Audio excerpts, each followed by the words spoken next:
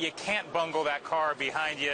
Tell us about that concept car. We're absolutely fascinated with this car. You know, it's our statement, concept statement of our way to enter the hot, booming crossover segment. It's booming. You know that from walking around the show here. But this is our indication that we're going to enter that segment and we're going to make a statement because maybe we're coming to the party just a little bit late, but we're going to be noticed. Okay, so you're acknowledging that you're a little late to the crossover. A little bit late, yeah. But we started the whole concept with RAV4, but the RAV4 grew, so it's covered a lot of markets in the rest of the world. But as that car grew, we want to go back to where RAV4 was, of course in a different way. You can see here, quite expressive. I think it also indicates that Toyota's taking a lot more risk and more exciting designs than we've ever had in the past. Now, Akio Toyota is behind all this, pushing the designers to make sure that we really make a statement. It's a concept car now. When might we see it on the market? I can't say exactly when. Give us a time frame. Well, you know, 1 year's too soon, 3 is probably too late, so 2016. You can start guessing. 2016. You can start guessing. Okay. And then give me an idea of what your sales targets are, even that far along. Yeah, so, you know, we've been growing for the last 3 years in a row, 4 years in a row, every year 20, 30,000 units. So I heard you earlier talk about the malaise. You know, we still think that we can manage our own business in Europe and do that well. We've been growing steadily. Our market share is growing a little bit. And as Didier said earlier in the presentation, we're profitable for 2 to 3 years in a row now. So we run a profitable business in Europe. It's kind of unique.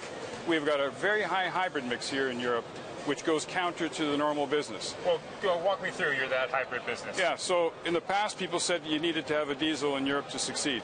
Actually, now we're 20% hybrid mix in Europe of our total lineup.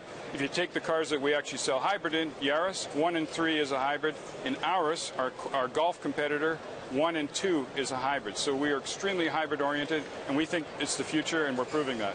It's not quite hybrid, but it is involving 2 different types. You and BMW cooperating on fuel cells. How's it going? I think, first of all, the cooperation between the companies. Culture means everything. You know this from your business reporting. Cultures either work or don't work, but the good news is the BMW Toyota culture is very good.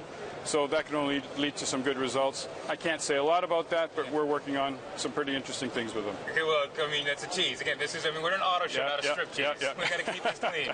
But when you say interesting things, does that mean a joint produced vehicle? I think the technology first.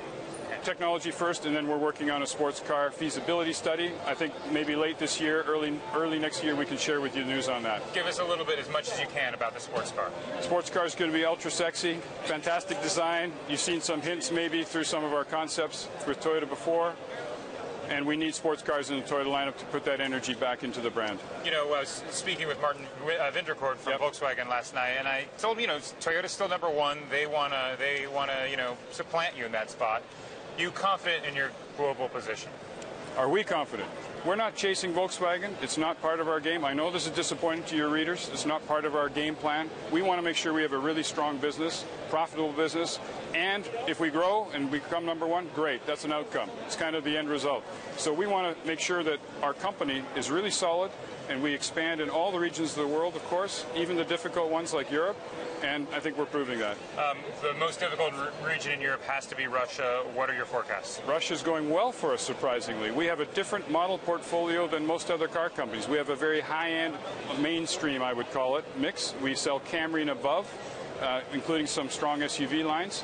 Our sales are only down a few percentage points. The market's down 20, 23%. We've gained market share in Russia since the crisis, up from 6.5 to 7.5 points. And then what did 2015 Russia continue to gain? The market itself, as you know from talking to all the executives, is definitely going to be down to about 2.1 million is what everyone's saying. So we're going to have to fight in a smaller pie, but we're going to try to hold our volume in a similar level. That's our goal. Well, I wish you the best of luck with that goal, and I hope to see this here in 2016. Guy, I think it's pretty clear. We're going to see this concept car on the market in 2016. We'll fire up that work Amex and get you one shipped over.